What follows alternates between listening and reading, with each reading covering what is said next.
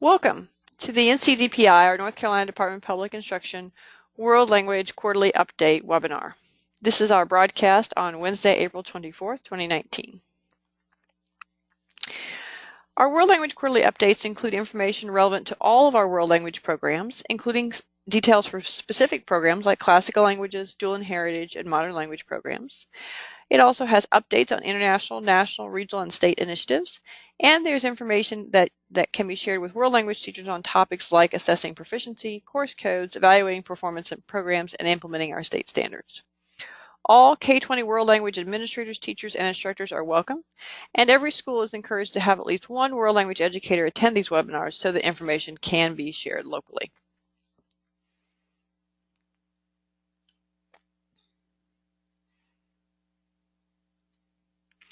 Today's agenda is coming up on the screen, as you can see.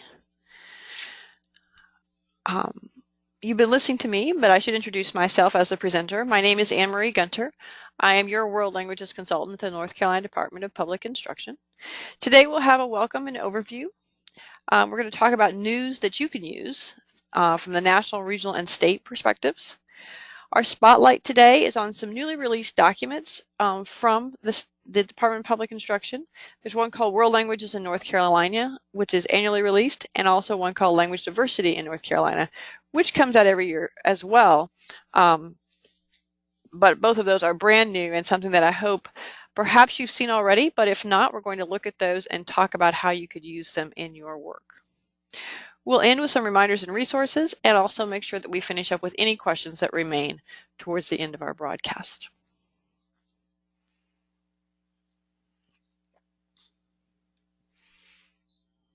I do like to try to make our webinars a bit interactive. So on the next screen, you see a poll question. We use the internal features of GoToWebinar to do these poll questions, but you can do this kind of audience participation or audience response with a number of tools that are online. So I want to know, what are your goals with today's webinar? Are you a teacher leader sharing information with colleagues? Are you an administrator gathering materials for local presentations? Are you an educator earning a contact hour for licensure renewal? Are you an individual getting a question answered? Or do you just want to remain anonymous on a Wednesday afternoon? You're welcome to check one or more of those. And the way our polls work, if you haven't done them before, is I pull up that question. I always do have our questions on a slide just in case our technology fails. But I pull up that question and I launch it. And on your screen, it should come up in blue as you see it there. And then you can click on your answer right on the screen. Please go ahead and enter your answer for what your goals are with today's webinar.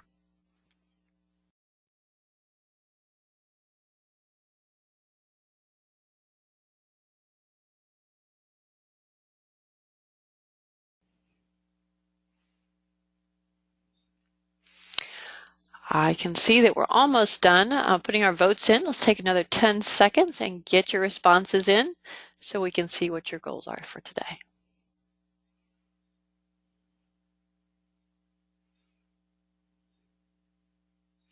All right, thank you for responding. What I do behind the scenes then is close our poll and then share the responses with you so that you can see them too. Looks like everybody is here today for the purpose of getting a contact hour for licensure renewal. Contact hours to accumulate for a CEU can be earned by those who participate in the live broadcast of webinars in the World Language Webinar Series. Today's webinar is 1 hour long, so 1 contact hour or 0.1 CEUs can be earned.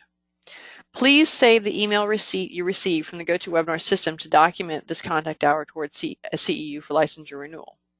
This is a content activity for world languages, and please note that local LEAs or districts or charter schools must approve professional development offerings. I've set up our system today to send you this email receipt and the attached certificate 2 hours after we finish the webinar. So that means that by tomorrow morning, that email receipt and the attached certificate should be in your email box in the email that you register for the webinar in. Look for it there. In addition, as we said, a recording is being made of today's webinar, and the archive, including these slides, will be available for local training approximately 1 week from today. These materials can be used as professional development or PD resources locally, with contact hours documented by the district or school if you would like. Oftentimes I do have materials posted earlier than 1 week from the broadcast date, but I always like to build that in case we need a little extra time to get things posted.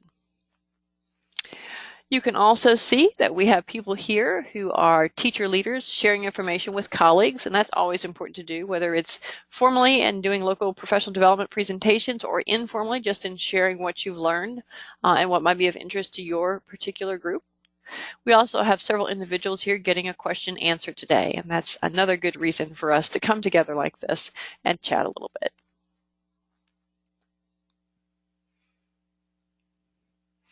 All right, let's go on and take a look at the news topics we're going to talk about, the news to use for you from a national and regional perspective. Today I want to spend some time talking about national conferences, those that are coming up in the summer and fall, so that we could do a little planning together and discussion about the importance of national conferences and what that brings to our work as world language educators. I also want to talk with you about the StarTalk Multi-State Pathways to Teaching Institute that will be happening at UNC Charlotte this summer, and the SCOLE conference call for proposals that has just been released. So let's jump in with our first national conference. I will tell you these national conferences are arranged in chronological order. And all of the materials, as I said, the slides from today, including the links and the notes that go with these slides, will be available to you. So the first conference that's coming up in May, May 9th to 11th, is the National Chinese Language Conference, or often called by its acronym, the NCLC. This will be in San Diego, California. It's been in different parts of the country, but this year it is on the West Coast. The National Chinese Language Conference is just what it says. It's a national conference for Chinese language instructors, K-20, as well as administrators that work with Chinese programs. In North Carolina, you may be aware that Chinese is our fastest growing language in the world language community, K-12. And so we do have people who attend and even present at the NCLC. So that's happening very soon. This is a conference, by the way, that is co-sponsored by Asia Society, as well as College Board and some of their partner organizations. That's why you see in the web address the Asia Society information, because it's posted directly on their website. So feel free to click on those links and go over and find out more about the NCLC this year if you're interested.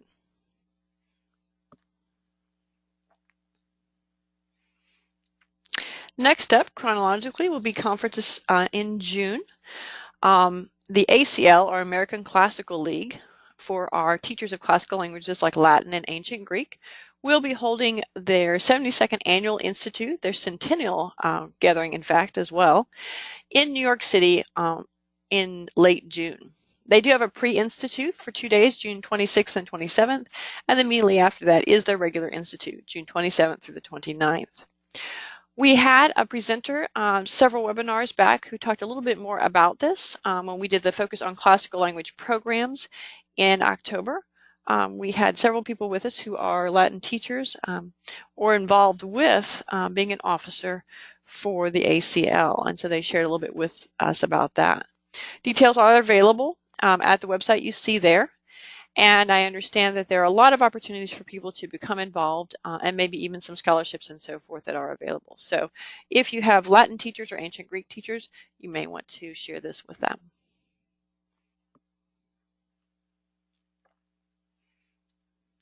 Next up, again chronologically, is the American Sign Language Teachers Association Professional Development Conference.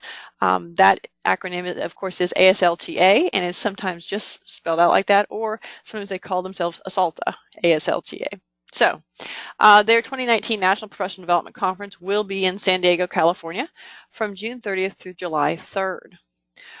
ASL, by the way, is North Carolina's second fastest growing language. And so again, we often have teachers and administrators from North Carolina attending the national conference. I should say, I should have said before on the Classical League as well, usually we have North Carolina chapters of these groups, but many times the national conferences are held this summer so that teachers are better able to travel to those events, in addition to going to their state level or regional level offerings during the year. So as you can see, again, there's a website you can go to get more information if you're interested in that, and their website has a lot of other details as well about ASL teaching.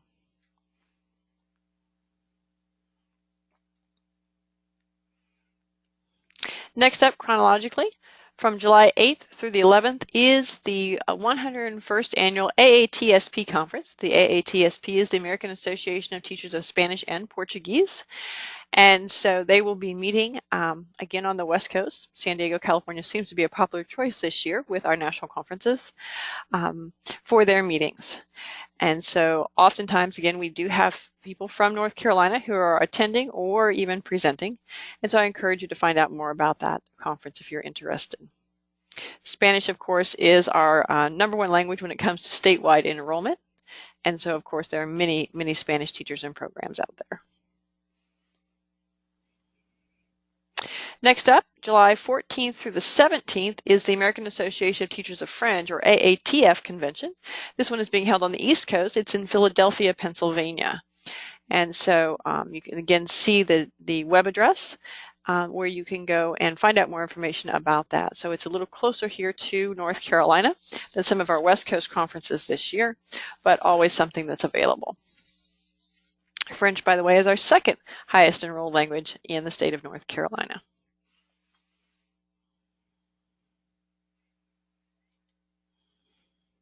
Next up, as we shift into the fall, these are some things that you might want to put on your calendars and save the dates for. The National Association of District Supervisors of Foreign Languages, or NADSFul, as the acronym is pronounced, has their annual meeting in Washington, D.C. this year on November 19th to the 22nd. If you are a world language administrator, either for your district or your charter school or your department, this might be something that you would be interested in getting involved in. They have a lot of other things going on through NADSFul that might be of interest to you in addition to their annual meeting. But their annual meeting is scheduled for Washington, D.C. this year. It runs just prior to the actual convention, which we'll talk about here in a minute. You do see their web address there, and that's someplace where I would encourage you to go and find out more about some of the other professional development opportunities they offer in addition to their annual meeting, because there's lots of things going on that they do online together and even in different locations around the country throughout the year.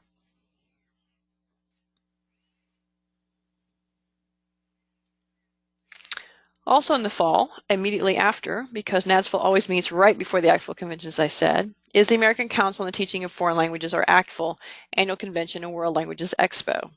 This ACTFL is, of course, our national professional development organizations for world language education, K-20, and their meetings will be in Washington, D.C. this year, as it said. There are many details available on their website. If you click on that, or you click on, in fact, the logo for this year's conference that you see on the screen, that will take you to the same place. And there are several things that are actually important for us to talk about with the ACTFL convention, as well as some new things that they're doing this year.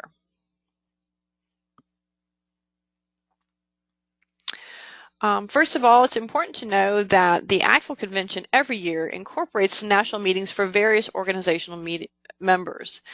We've just talked about, national conferences that are happening this summer for ASL and Spanish and French and classical languages, but there's a lot of other languages that we teach in North Carolina, and you may be wondering what's happening with their national conferences. Well, some of them actually do their national conferences or a national meeting in conjunction with the ACTFL convention. So, for example, the American Association of Teachers of German, or AATG, holds their meeting, their national meeting with the ACTFL convention, as do the American Association of Teachers of Italian, AATI, and several other groups that choose to have their national meetings at the same time and place as the ACTFL convention so that they can bring their educators together there. The ACTFL convention has a number of things like pre-convention workshops, various types of sessions to get involved with. They have very formal sessions where someone has put in a proposal and it's been accepted. They have research presentations. They even have unconference type sessions that they conduct throughout the conference, throughout the conventions. There's different things to get involved in. In addition, they have scholarships that they give away, including scholarships for people to attend the ACTFL convention. I do list those on our list of K-20 opportunities for educators, and I share that information on the listserv periodically through announcements or newsletters. They also give a number of ACTFL awards. Some of you may know that some of our programs here in North Carolina, as well as individuals in North Carolina, have been recognized with those ACTFL awards. And again, that's something that I post on our K-20 opportunities so that you can nominate people if you are interested in doing so for those ACTFL awards that are shared during the convention. This year, too, I wanted to share with you, as it says on the right-hand side of the screen, who the keynote speaker is. This year, it's going to be Catherine Caddy Kay. She's a journalist with the BBC, the British Broadcast Corporation, and she's done a number of things throughout the world. She'll be talking about the importance of language and culture. That's the topic of her keynote address. She's been doing things like working with the BBC as a Zimbabwe correspondent. She's also been on the BBC World Service Radio in London and been stationed on the BBC News Television in Tokyo. So she's co-authored a number of publications, and all of that's in the notes and also on the links that are shared in the notes about the keynote speaker and the closing speaker. Also, this year, for the first time, there is going to be a closing speaker. It's Chris Emden of Columbia University. Dr. Emden is an assistant professor of science education at Teachers College, Columbia University. He's also a social critic, a public intellectual, and a science advocate whose commentary on issues of race, culture, inequity, and education have appeared in dozens of publications. And so he's going to be talking about teaching and learning from the student standpoint. This will be during the closing general session, which has never happened before. And so as you can see then, he'll be closing out the convention on Sunday, November 24th during the last available time slot, which is 11 to 12 that day. Be sure to consider the actual convention and how you might want to be involved with that, or to send teachers or others to learn at that time.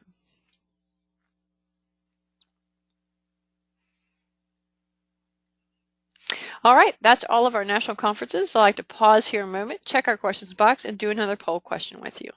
So my question for you today is, what's your perspective on these national conferences? Are you planning to attend one or more of them already?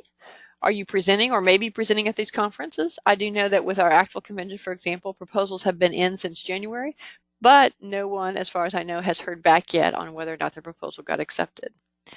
Have you perhaps been to one or more of these conferences in the past, or is this something you're going to think about a little bit more before you decide? Again, this is a check all you can apply, so I will run our question and you can share with me and everyone what your perspective on these national conferences is.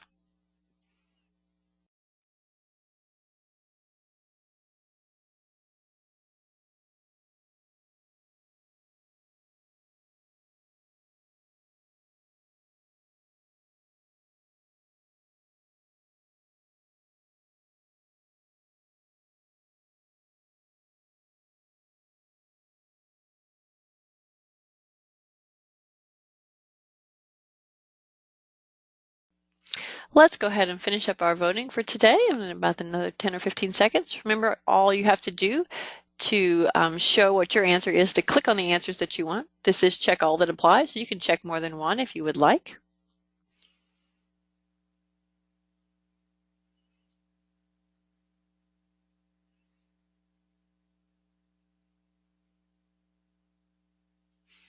All right, thank you for voting.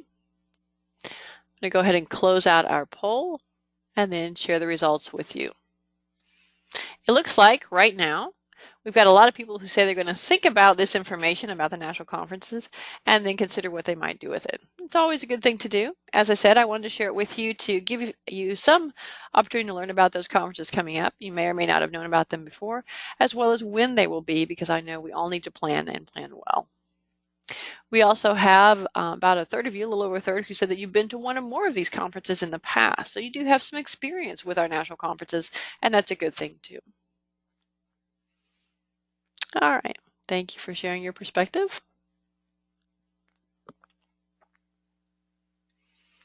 Let's go ahead and go on and talk about some additional things that are happening nationally, but also in action here regionally.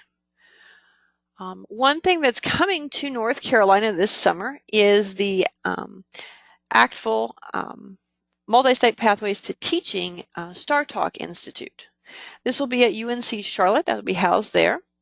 And this is to build our capacity as far as teaching Star Talk languages. So you see there that the question is, are you already or interested in becoming a teacher of Arabic, Chinese, Hindi, Korean, Persian, Portuguese, Russian, Swahili, Turkish, or Urdu? Or being a Spanish dual language immersion teacher.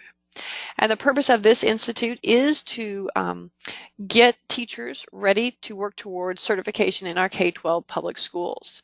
This is particularly aimed at teachers who may have, prospective teachers who may have native fluency, that one of those languages may be their first language, and who are ready to venture into perhaps teaching in the public schools after having served in heritage or weekend schools or done some tutoring in their community, so that their children or others in the community could learn that language and that culture.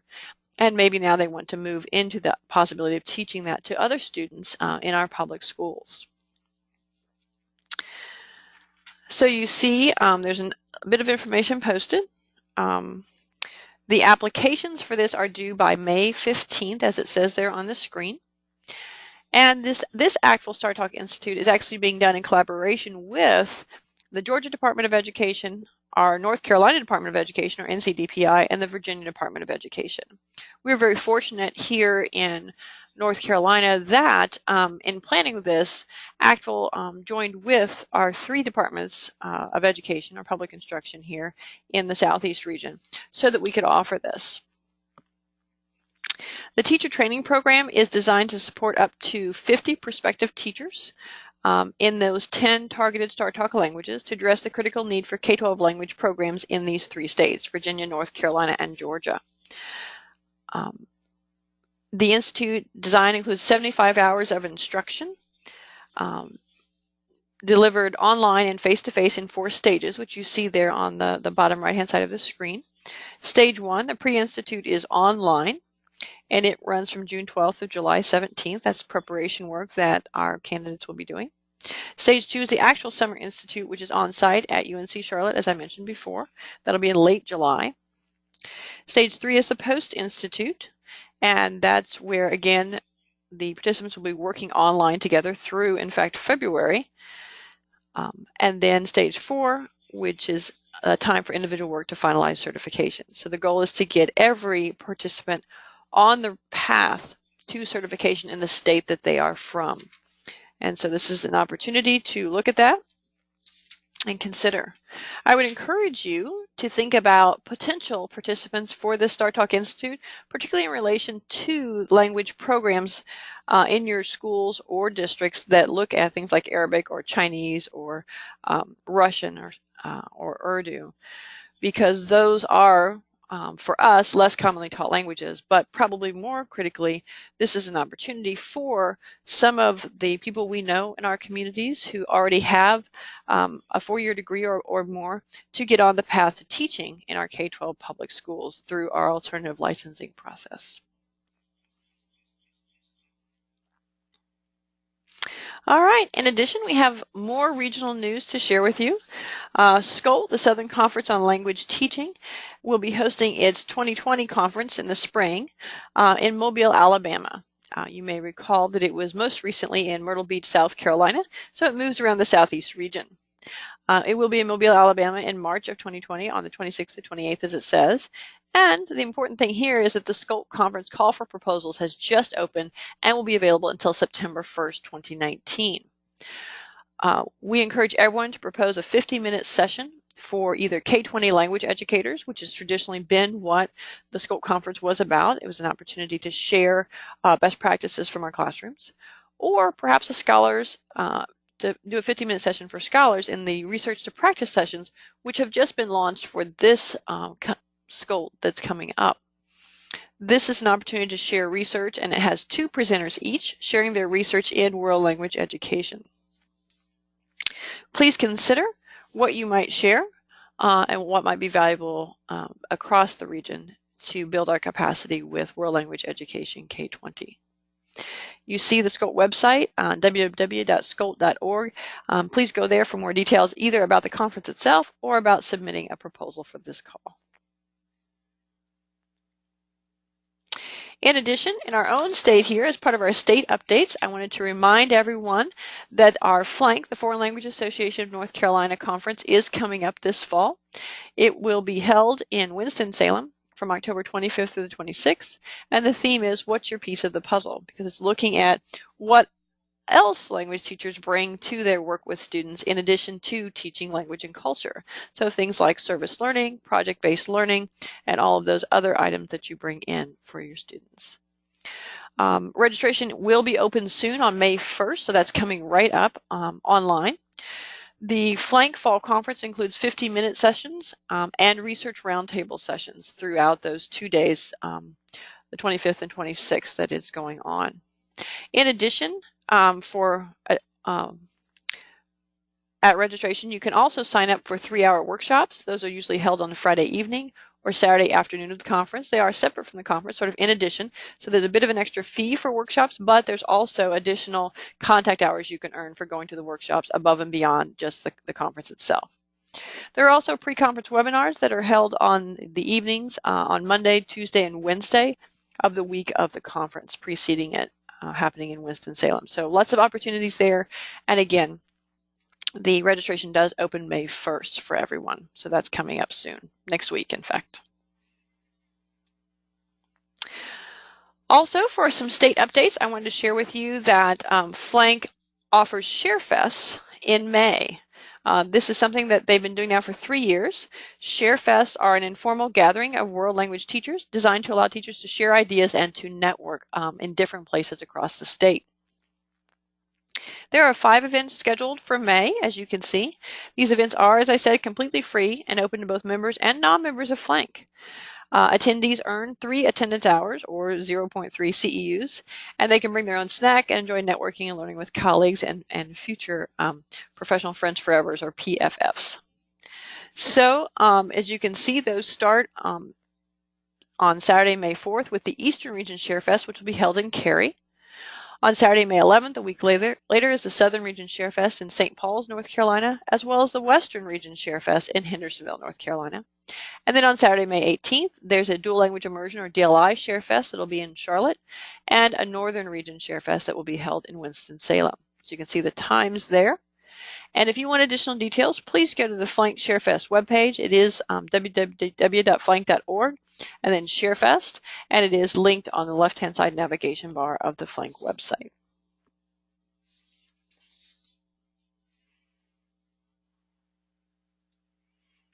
All right, so that brings us to our next poll question. My question to you is, which of the news items will you use or share before this Friday? Will it be the national conference details, the Star Talk Multi-State Pathways to Teaching Institute information, the SCOLT call for proposals, the Flank Fall Conference dates, or the Flank ShareFest dates and their sites and locations? So I'm going to go ahead and launch that question. Again, you can check all that apply, and then I'm also going to check our questions box.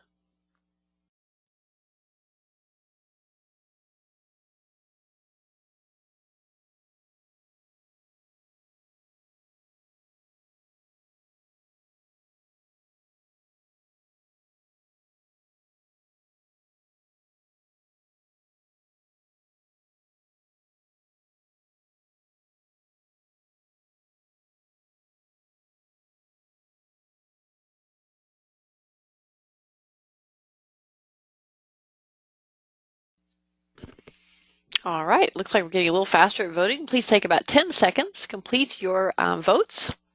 Remember, you can check more than one. There may be more than one that you want to share by Friday with someone.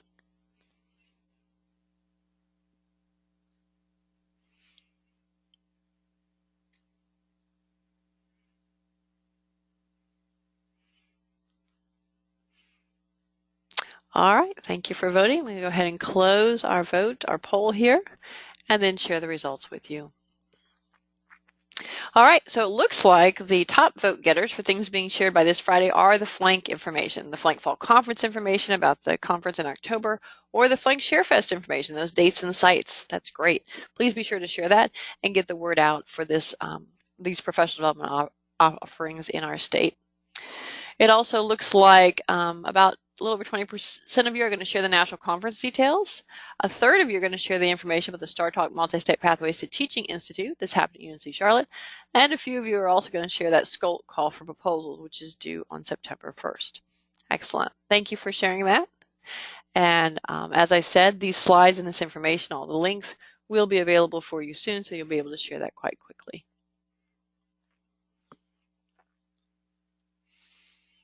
All right, that's all of our news and updates. I didn't see any questions in the questions box. I think we're ready to go ahead to our spotlight.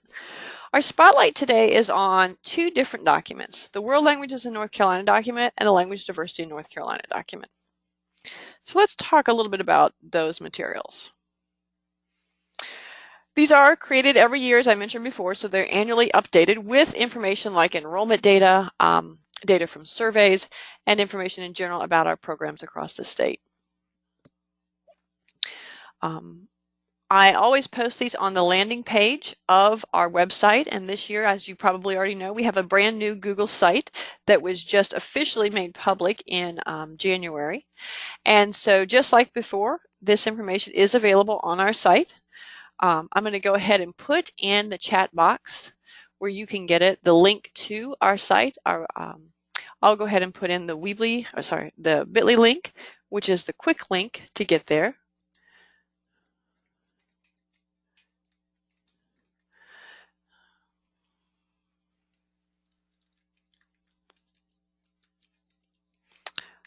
I did create a bit.ly link for a lot of our new websites so that we can get to them quickly. So if you'll go out there, clicking on that, or perhaps you already have that site up on your tabs or whatnot, that's good too. Please go out there and take a look.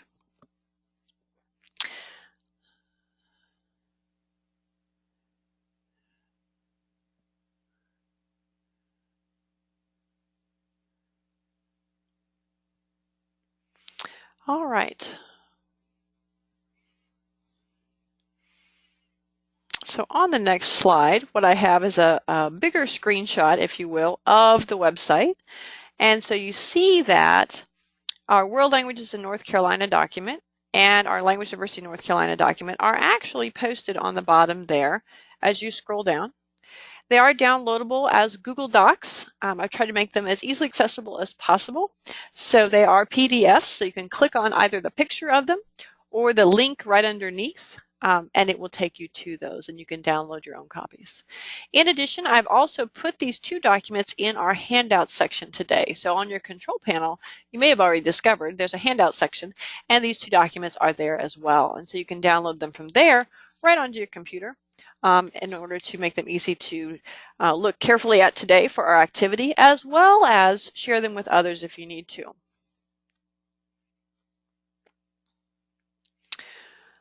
All right, so let's take a look. By a show of hands, please raise your hand to let me know that you have found these two documents, either in our handouts today or on our website. So go ahead and raise your hand if you've been able to do that. All right, looks like most of you have, thank you. So here's what we're going to do just to get started. I'm going to give you 90 seconds to look over these documents, either downloaded from our handouts or from the website. I'm going to give you 90 seconds to scan those documents, and then we're going to do a World Language Fast Facts quiz. And our World Language Fast Facts quiz is going to be similar to our polls, except it's going to be 5 questions in a row. I'm only going to display each question for 15 seconds, so you have to get your answer in quickly. I will tell you that the Fast Facts quiz works on information that is readily available on one or both of these documents, and so it should be information that jumps out at you so that you can find the right answers. So again, I'm going to give you 90 seconds. I'm going to go ahead and time that. Please take a moment, look at those two documents, and then we'll begin our quiz.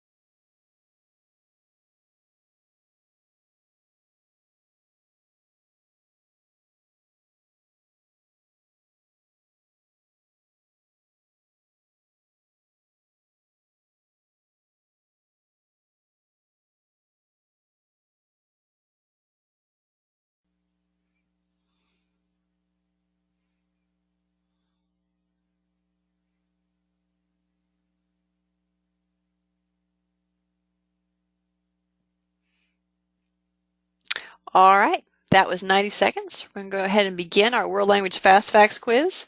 As I said, it's going to be very similar to our poll questions, except I'm only going to display them for 15 minutes before going on to the next one.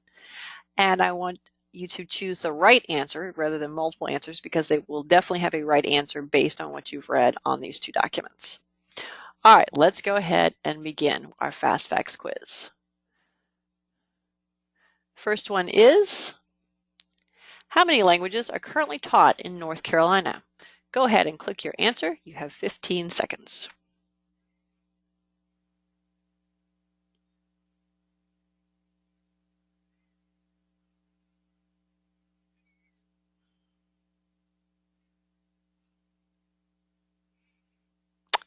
All right, thank you for voting. That's our 15 seconds.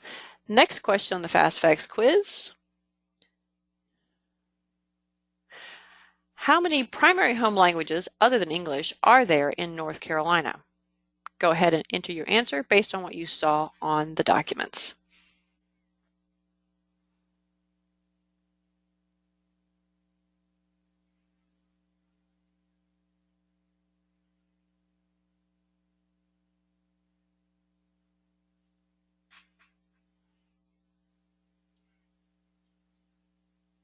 All right, thank you for entering your answers. Next question on the Fast Facts quiz. How many dual language immersion or DLI programs are there in North Carolina right now? Please go ahead and click on your answer.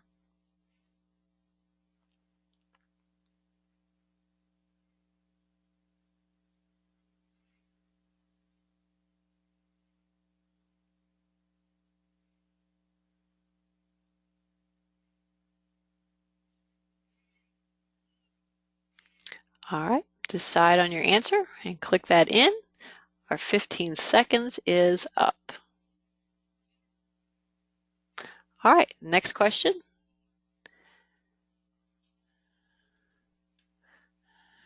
How many target languages are used in DLI programs in North Carolina? Please go ahead and enter your response.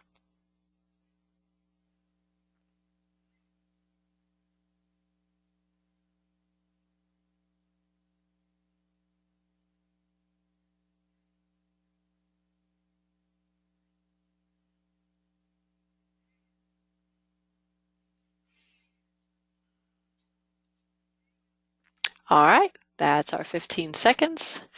Last question in our Fast Facts quiz. How many languages have been recognized so far with the Global Languages Endorsement, North Carolina's seal of biliteracy? Go ahead and click on your answer.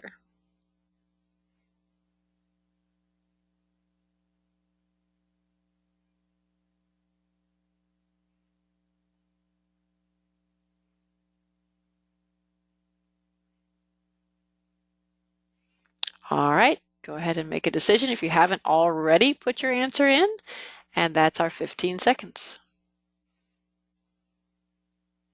All righty, thank you for participating in the World Language Fast Facts quiz. Let's go ahead and talk about the answers. First question up, how many languages are currently taught in North Carolina? There are 18. That information is actually on both documents, so you could have been looking at either one and found that eventually. I put some distractors on it because these are other numbers that are important to us. For example, 8 is going to be an answer to one of our questions later in the quiz. There was a time when there were only 13 languages taught in North Carolina, and there may well come a time when we have 23 or 28 languages taught.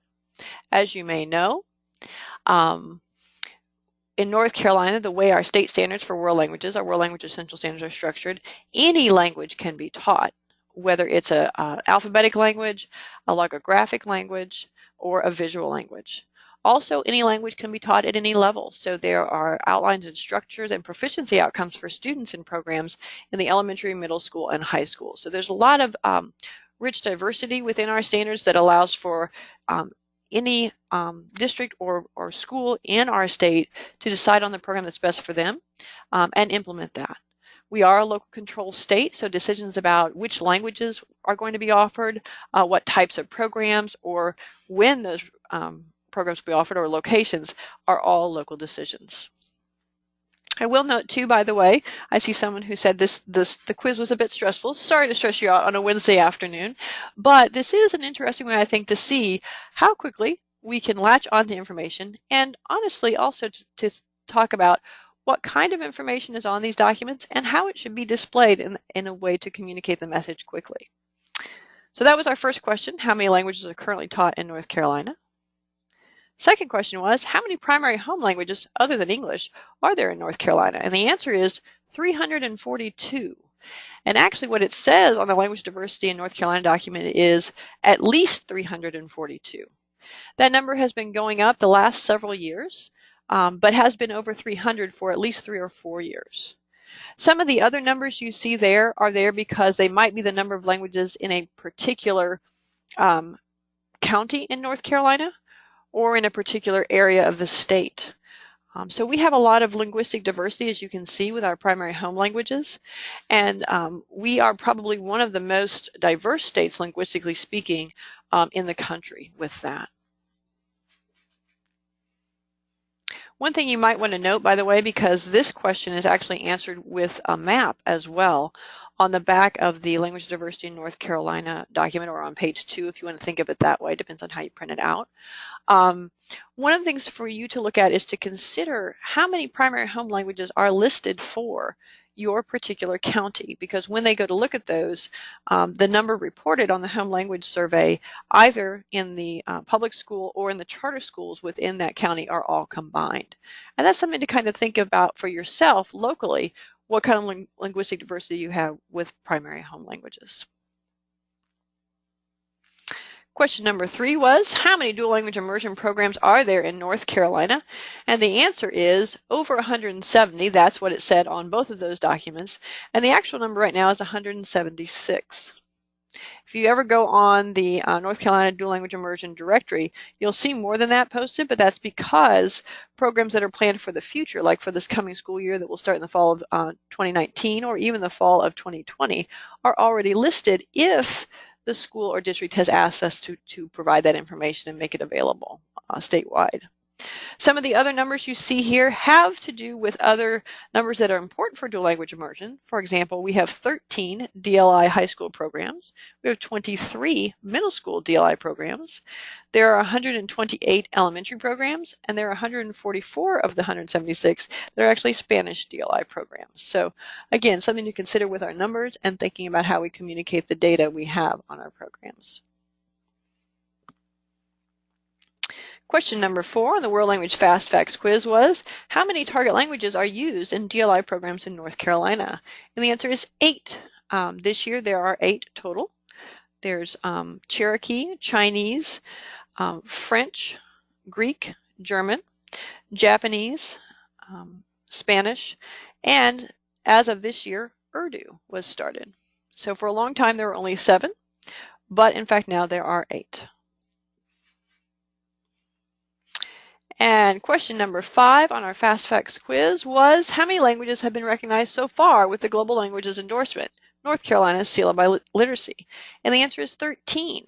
That information is on our World Languages in North Carolina document, and of course it's on the website and so forth that we post that data on. So keep an eye on that. One of the reasons that I say recognized so far is that people ask me things like, well, can a particular language be recognized with a seal of biliteracy? And the answer is yes. Any language can be recognized for which a student qualifies. So the way a student qualifies and shows their proficiency in a world language as well as English is documented on the website about our seal of biliteracy, and any language can be recognized in that way. And so we have had languages like French and Spanish and Chinese and Arabic recognized.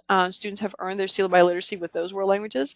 We've also had languages like Latin or Persian and Swahili.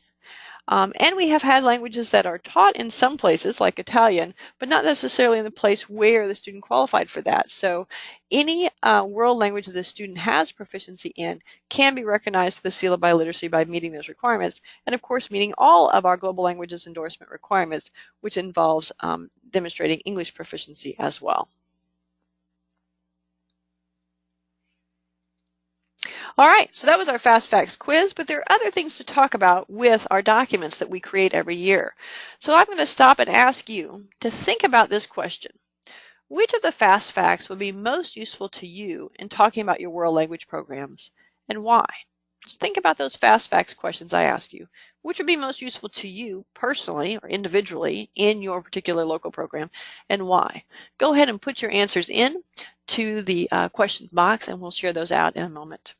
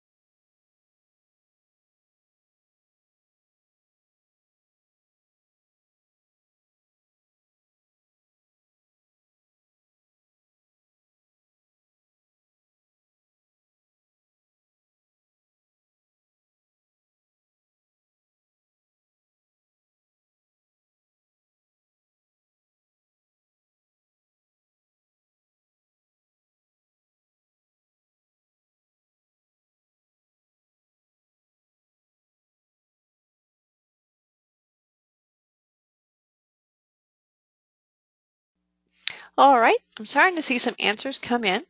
Like I said, go ahead and put your answer to this question in the question box. Which of the Fast Facts would be most useful to you in talking about your world language programs, and why?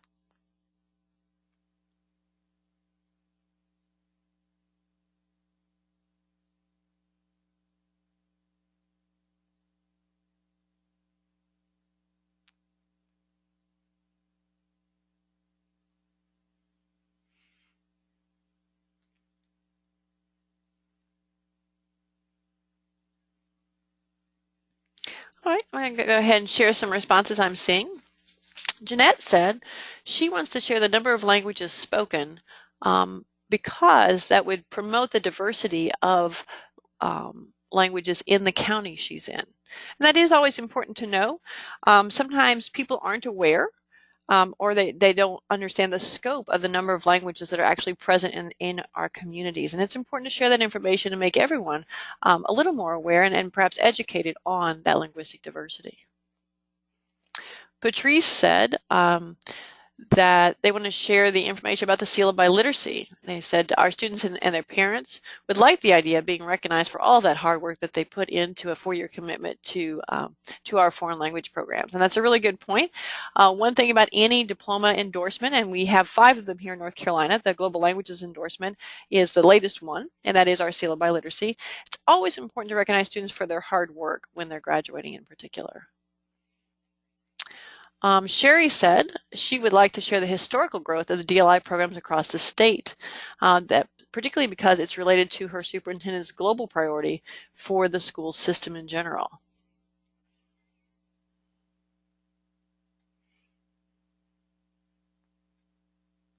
Carol noted that she would like to share the number of DLI programs that are in her community so that they can see this as an important program and talk about the importance of language learning in general and certainly early language learning and the benefits of dual language immersion instruction.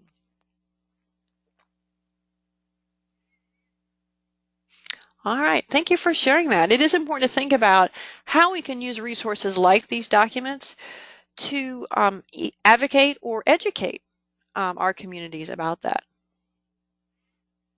And we have one more in. I don't want to forget, Emily has said that she wants to share about Global Ready Schools because she wants to have a global school, and she thinks it's important to share that information. So definitely, there were some things that we didn't have in the Fast Facts quizzes that you might find very important facts to share in your communities and in your schools. All right, let's go on to our second question about this. And this is more of a question I want to ask you because I always want to make sure we're providing you with data and information that will be helpful to you in your program. So what other data or information that's not here would be helpful to include in these documents, do you think? go ahead and ponder that, and then explain kind of why as well. Put that in the question box just like before.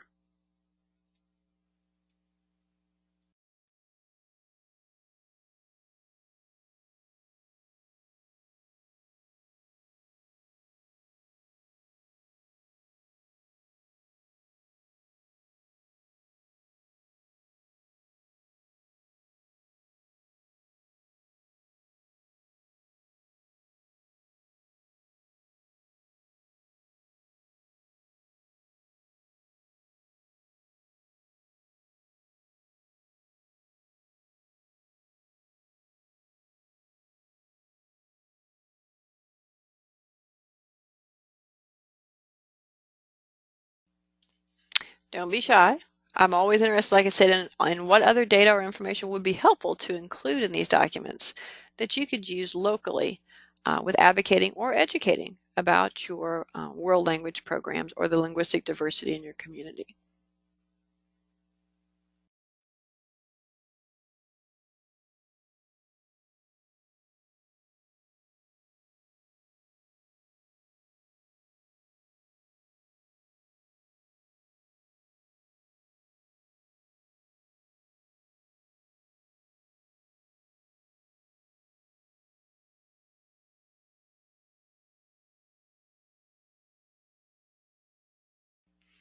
All right, I'm starting to see some information come in. Katharina said she'd like to have information about what languages are the most spoken in each of the counties. So that's a good point. And you know, that information is somewhat available because when the home language survey is done, there actually is a sum or a tally for each county. And it would be interesting to share that information. I do know that one of the things that Go Global NC does, and you may remember that Go Global used to be under a different name, but they're part of the university system. They work a lot on the globalization of our state. They actually have a heat map they created, and a heat map is just a way for data to be gathered in a particular area on a map, and then when you click on it, like clicking on a county, it actually brings up the list of languages and kind of talks about which are the most spoken in addition to English, let's say, in each county. So I will look into maybe including that information either on these documents or maybe linked on our website or perhaps both. Magda said she said it would be helpful to have some data on a parent's level of proficiency in one or more languages spoken at home. That would be interesting information to have, and that's something that I don't know if it's collected or not. I would have to check with my colleagues in ESL or English as a second language. They might have some of that information, or that might be the type of information that perhaps is gathered locally. So I know, for example, when our ESL programs go to work with families in their community, one of the things that is present sometimes is an interpreter at meetings and so forth. And the reason is because you might have a family who has higher proficiency in their home language than they do in English. And so that information is provided. So I wonder if that data or details about that is available at the statewide level, or if it perhaps is available locally. And that's something we can look into exploring. Emily noticed that she would like to have maybe a fast facts quiz like we did for parents as a handout. That's a great idea because many times when we have documents like World Languages in North Carolina or the language diversity in North Carolina documents, we are thinking about how to share those with other audiences. And so maybe having a fast facts quiz like that for parents specifically would be helpful. I'll look into that, Emily. That could be kind of fun actually to put together. Also, Carol said she'd like to know the number of native speakers who are obtaining the Global Languages endorsement, our state seal of biliteracy, and whether or not they're interested in this endorsement or not. And actually, I do kind of have some of that information. It's not on our documents yet because the information that we have about our state seal of biliteracy has been coming in slowly but surely as we've gotten that instituted. Our seal of biliteracy became available with the class of 2015.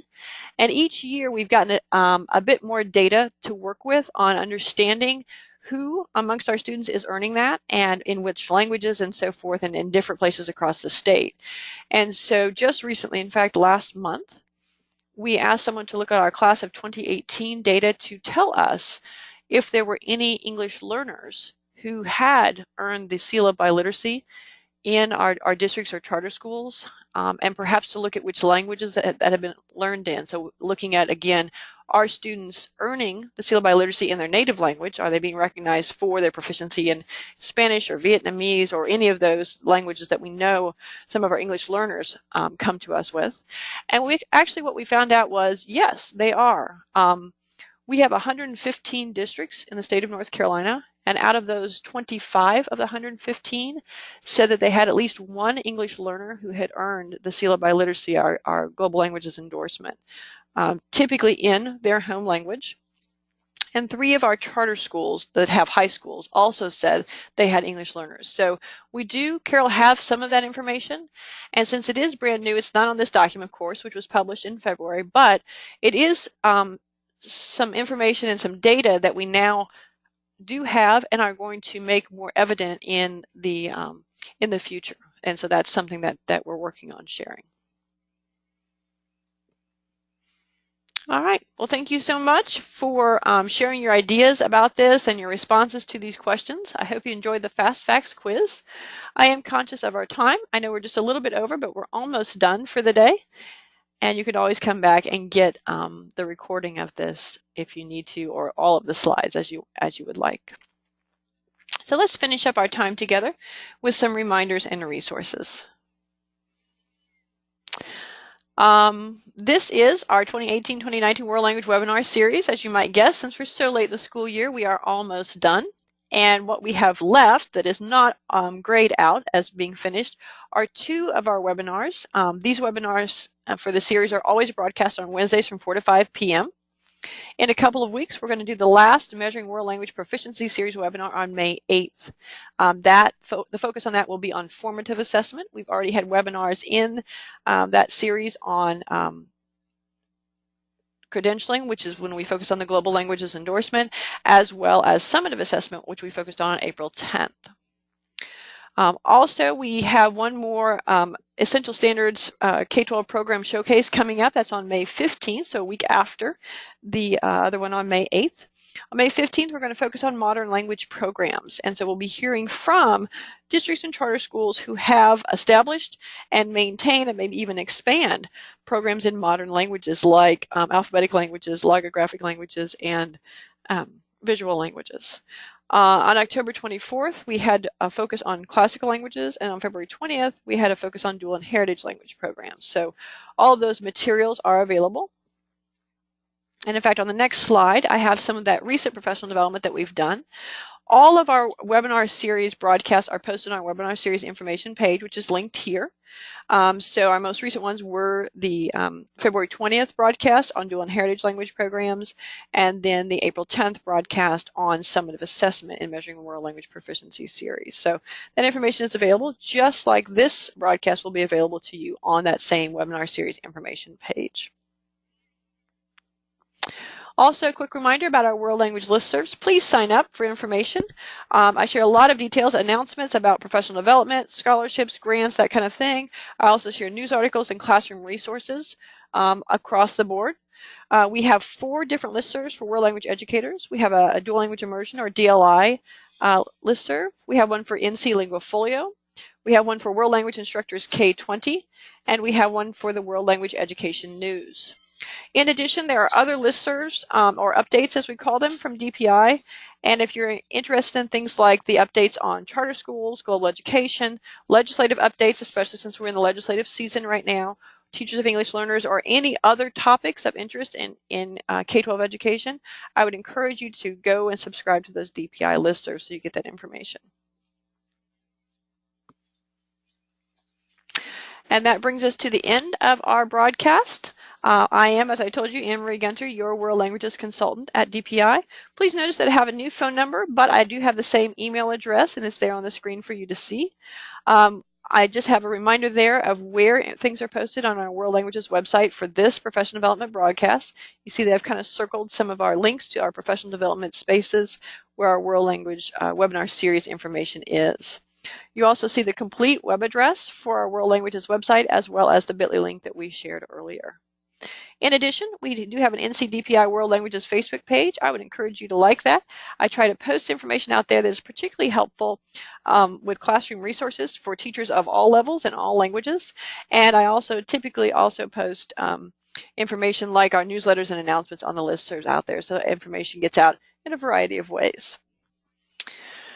That's all for today. I thank you for joining us. If you do have any individual questions, please stay on the line. I will not leave until we've answered all questions or found some next steps to answer questions if that's the case.